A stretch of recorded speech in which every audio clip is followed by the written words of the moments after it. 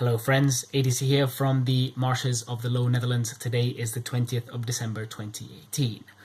I wanted to discuss a topic that is becoming increasingly relevant in the last few months, which is the life cycle of social media platforms.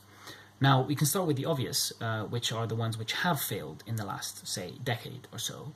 MySpace being the most famous one, which died to the hand of Facebook. But at the same time, there was another social media platform called Hives.nl, which was a Dutch site which I was on, and I know maybe a lot of the people that are watching that are my direct friends were on that one as well. And essentially it died for similar reasons. Facebook was just a better service, it was a bigger network, and it was essentially attracting more people, and it was much simpler to use and provided a better service, and that killed the websites very slowly. Now, MySpace was innovating to try and stay relevant. Say they were using the Facebook feed method after Facebook, which they were trying to stay away from to be different. But essentially, that was too little, too late, trying to kind of backtrack on that decision, and the website went the way of the dodo, or the way of MySpace, we can say. And I'm going to argue that much like, say, Vine has failed in recent years, that Facebook, Twitter, YouTube, these are all websites which are potentially in danger of being replaced in the next few years or so.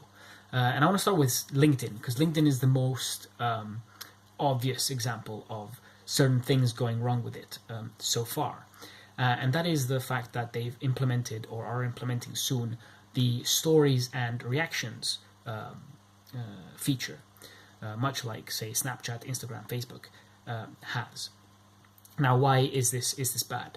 Essentially, if it does not fit in with the website's overall kind of ethos, the professional network, trying to get people to put their curriculum and any professional achievements on there, by putting a stories feature, you're essentially creating a system to create lower quality content, which is precisely the opposite of what perhaps a user using LinkedIn is looking for. And however, if more and more people will start using stories in a lesser and lesser professional way, then recruiters will most likely move to a website which does professional networking in a much better way than LinkedIn does. So, I mean, this isn't necessarily a death sentence for LinkedIn. However, I can see it going wrong if things are not going to go the right way in the next few years. But the other ones that are more relevant are perhaps Facebook, YouTube, and Twitter, which I don't know if you've read or heard, but they've been a bit under fire recently, especially in the United States, since the United States has that First Amendment, which is sort of supposed to protect freedom of speech. Now, however, Twitter has been, and so are Facebook and YouTube, under alleged.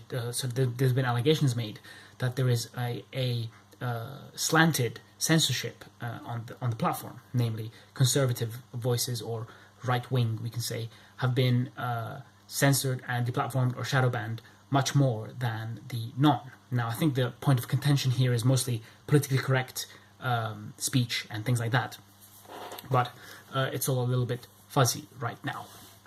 But the thing is this.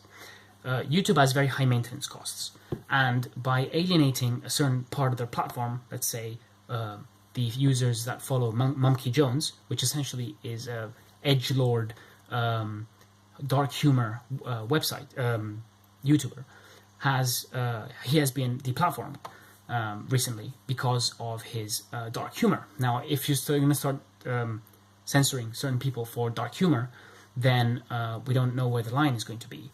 And we have seen a few months ago the deplatforming of Alex Jones. Now, whilst I do not like Alex Jones, I think he's a bit of a he's not genuine.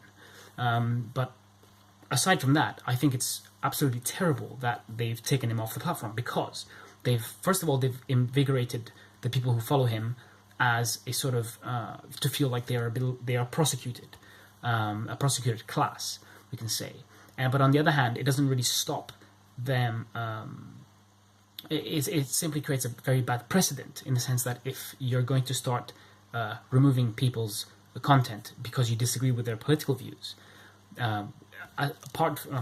instead of simply fighting their idiotic speech with correct speech, then we have created a very bad precedent, which could, in theory, and on the long run, be either bad in the political sense, or more like I want to argue, is it's going to be bad for the platform that is doing the deplatforming, because a certain user base is going to move somewhere else, and that is happening. So with Facebook, it appears to be that people are moving mostly to Minds.com.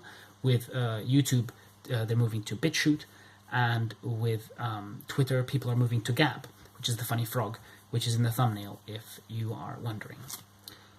Well, so that's it for really the first part. Let's see if I had anything else that I wanted to talk about. No, not really. I do recommend reading the articles that I left in the description with regards to all these social media platforms. And what I want to discuss next week is these alternatives, so the ones that I've mentioned, Minds, BitChute, Gab, etc., and the problems that they are facing. So that's about all for this week. I will see you next week.